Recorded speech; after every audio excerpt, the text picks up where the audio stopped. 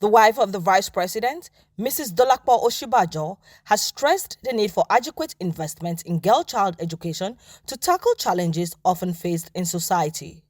Mrs. Osinbajo gave the advice in her address at the two-day MALLPAI Foundation 2021 Literacy Day with the theme, Promoting Literacy for Better Education in Nigeria, held in Abuja.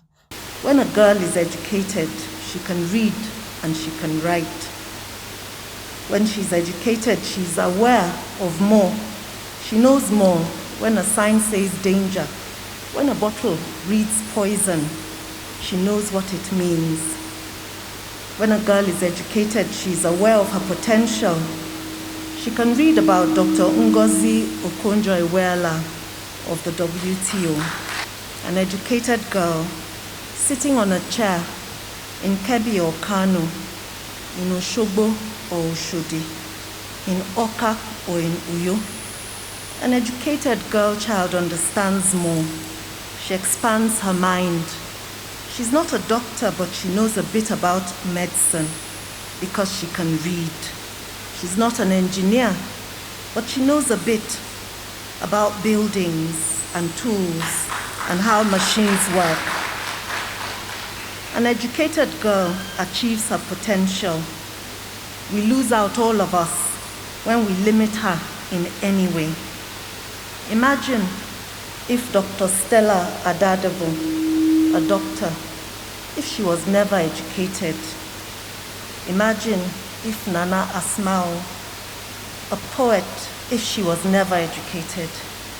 MALLPAI promises to work at giving life a meaning, and I applaud this gathering that they have put together,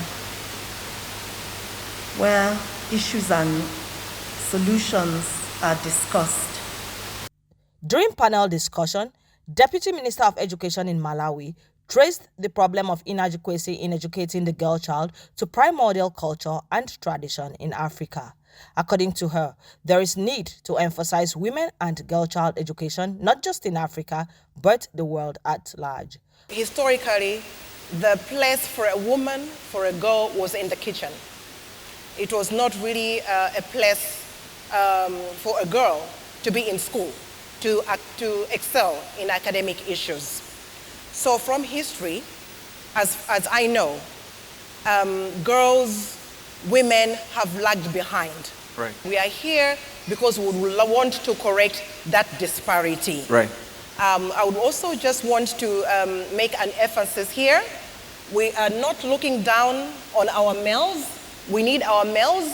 We even need them as our champions for our girls.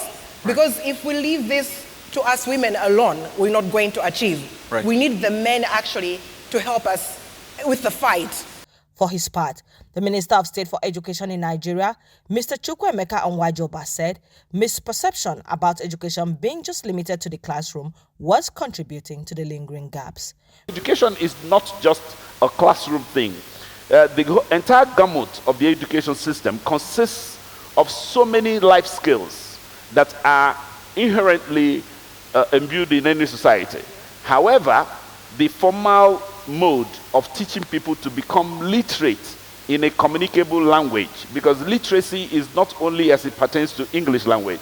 You can also have literacy in other languages. Right. And the literacy relates to the ability to communicate and appreciate communication in one language and be able to communicate it written and wrote. Meanwhile, Professor Sulaiman Khalid, Executive Chairman of Kebbi State Universal Basic Education Board, UBEB, said that out of 554,000 pupils in primary schools, 55% were boys and 45% were girls. In Kebbi State, we have a total enrollment of 554,000 pupils enrolled in primary schools. Okay. Out of this, 55% actually boys and 45% role. This is a massive improvement, quite okay. In the past, it used to be out of every 4 children in school, only 1 is actually the girl. So the ratio is always has been consistently 3 to 1. Right. But then the statistic itself masks certain peculiarities. In the urban centers, the statistic is not 55-45, 45 for boys and girls. In the urban centers, actually it's almost 50-50. The girls are competing favorably with the boys.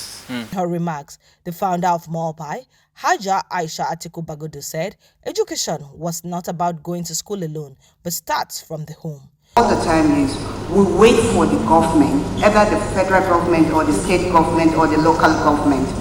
At least we have wealthy people that can help even to renovate the school and help train the teachers.